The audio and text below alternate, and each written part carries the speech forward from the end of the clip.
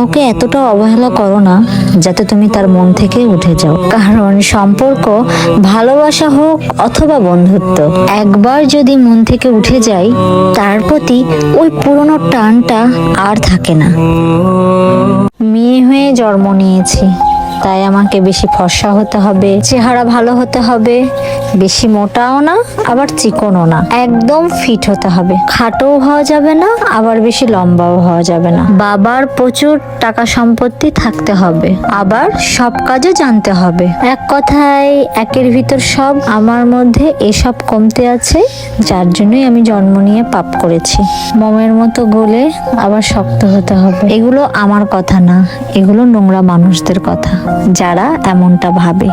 আমার দাঁত এমন কেন, আমি শুকনা কেন, আমার হাজবেন্ড মোটা কেন, আমি অশিক্ষিত কেন, আমার কোনো শিক্ষা নাই কেন, আমি গরিব কেন, আরো কত কথা যেটা নাই বলি। আমরা কেউ জানি না এই জীবনে আমাদের জন্য কি অপেক্ষা করছে। তাই মানুষকে নিয়ে না পড়ে থেকে নিজের চরকায় তেল দেওয়া ভালো। নিজের জীবনে নিজে বাঁচুন। যাকে নিয়ে বলছেন সে আপনাকে সেকেন্ডের জন্যও নিয়ে ভাবে না। ভালো কিছু করলে ভালো থাকুন এতটুকুই, আর খারাপ কিছু করলে সেটাও আপনি আর আল্লাহ বুঝে নেবেন। এতে আমার আপনার বলার কিছু নেই।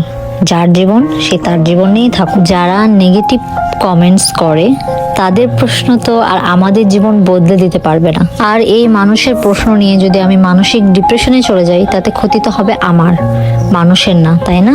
অর্থ কম আমার, যোগ্যতাও কম আমার, কিন্তু যেটা আছে, যেটা মানুষের সবচেয়ে বড় সম্পদ, সেটা হচ্ছে সুন্দর মানুষের সাথে ব্যবহার। আব্বু একবার বলেছিল, যখন তুই বড় হবি বুঝতে শিখবি তখন কোনো কথার উত্তর দিবি না। মাঝে মধ্যে চুপ থাকাও ভালো। নিজের সত্যিটাকে প্রমাণ করতে অন্যের সাথে তর্ক না করে সময়ের উপর ছেড়ে দেওয়া ভালো।